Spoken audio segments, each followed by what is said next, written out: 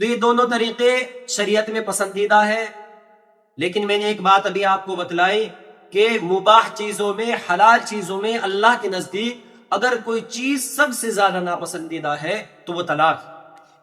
نحمده ونصلي على رسوله الكريم، اما بعد فاعوذ باللہ من الشیطان الرجیم، بسم اللہ الرحمن الرحیم۔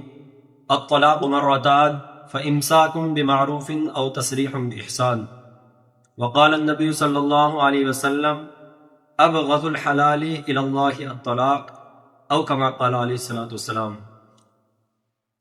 آپ حضرات کے سامنے قرآن کریم کی آیت کا ایک ٹکڑا تلاوت کیا گیا اور ایک اللہ کے رسول صلی اللہ علیہ وسلم کی حدیث آپ لوگوں کے سامنے بیان کی گئی کہ جس کے اندر اللہ تبارک و تعالی نے طلاق کے حکم کو بیان فرمایا، اور اللہ کے نبی صلی اللہ علیہ وسلم نے ارشاد فرمایا اللہ کے نزدیک حلال چیزوں میں سب سے ناپسند چیز اگر کوئی ہے تو وہ طلاق ہے۔ لیکن جب دو آدمیوں میں آپس میں نباہ نہ ہو سکے، زندگی اچھے طریقے سے، خوشگوار طریقے سے گزارنا مشکل ہو جائے، تو اس صورت میں شریعت نے حکم دیا ہے کہ طلاق کے ذریعے دو آدمی، ایک مرد اور عورت، علیحدگی اختیار کر لیں۔ اللہ تعالیٰ ارشاد فرماتے ہیں الطلاق مرتان، کہ طلاق 2 مرتبہ تک ہے۔ تو علماء نے طلاق کی 3 قسمیں وقوع کے اعتبار سے بیان کی اور 3 قسمیں طریقے کے اعتبار سے بیان کی۔ تو وقوع کے اعتبار سے جو علماء نے طلاق کی قسمیں بیان کی ہے، طلاق رجعی، طلاق بائن اور طلاق مغلظہ کہلاتی ہے۔ طلاق رجعی اس طلاق کو کہتے ہیں کہ شوہر اپنی بیوی کو 1 یا 2 طلاق صریح الفاظ میں نے تجھے طلاق دی یا میں نے تجھے چھوڑ دی، اس طریقے سے 1 یا 2 مرتبہ باقی کے زمانے میں کہے تو اس صورت میں یہ طلاق رجعی کہلاتی ہے۔ اور اس کا حکم یہ ہے کہ مرد عدت کے دوران اگر اس عورت کو اپنے نکاح میں واپس لوٹانا چاہتا ہے تو اس سے رجعت کر سکتا ہے، اس کو واپس اپنے نکاح میں لوٹا سکتا ہے۔ دوسری صورت طلاق بائن کی ہے کہ مرد ایسے الفاظ کے ذریعے اپنی بیوی کو طلاق دے کہ جو عموماً عام طور سے معاشرے میں طلاق کے لیے استعمال نہ ہوتے ہو۔ یوں کہے کہ میں نے تجھے لمبی چوڑی طلاق دے دی، یا یوں کہہ دے کہ اپنے گھر چلی جا اور طلاق کی نیت کر لے، تو اس صورت میں عورت کو طلاق بائن ہو جاتی ہے۔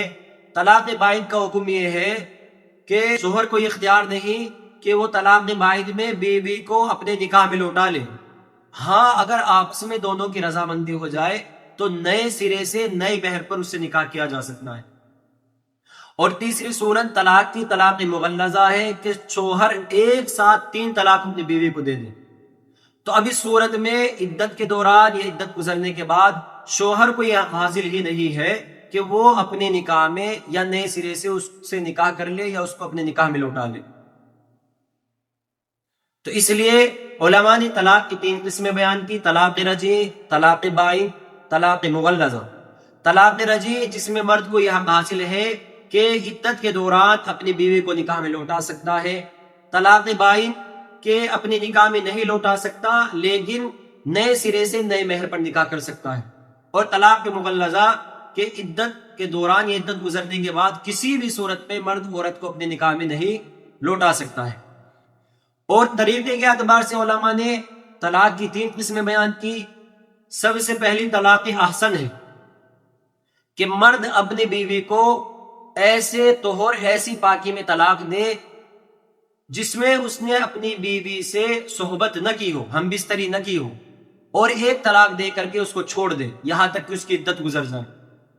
اس کو طلاق احسن کہتے ہیں، یہ طلاق کا سب سے بہترین طریقہ ہے۔ دوسرے طلاق حسن کہ مرد اس طہر میں، اس پاکی میں اپنی بیوی کو ایک طلاق دے جس میں اس نے اس سے صحبت نہ کی ہو، اس سے ہم بستری نہ کی ہو، پھر اس کو مینسز آئے اور پھر باقی کا زمانہ شروع ہو، پھر اس کو دوسری طلاق دے دے، پھر اسی طریقے سے تیسری پاکی آئے، اس تیسری پاکی میں اس کو تیسری طلاق دے دے، یہ طلاق حسن کہلاتی ہے۔ تو یہ دونوں طریقے شریعت میں پسندیدہ ہے، لیکن میں نے ایک بات ابھی آپ کو بتلائی کہ مباح چیزوں میں، حلال چیزوں میں اللہ کے نزدیک اگر کوئی چیز سب سے زیادہ ناپسندیدہ ہے تو وہ طلاق ہے۔ اس لیے اس سے بچنے کی حتی الامکان کوشش کی جائے، ایسے اسباب پیدا ہونے سے بچا جائے، ایسے اسباب کو اختیار کرنے سے بچا جائے کہ بات طلاق تک پہنچ جائے۔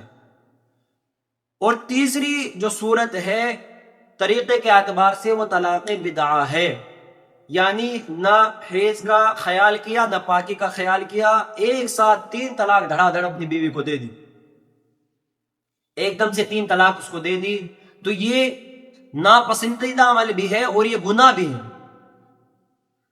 تو اب یہ طریقہ آپ لوگوں کے سامنے آ گیا، آپ کو پتا چل گیا کہ طلاق کی وقوع کے اعتبار سے 3 قسمیں، طلاق رجعی، طلاق بائن اور طلاق مغلظہ، پھر ان کی تعریف آپ لوگوں کے سامنے آ گئی۔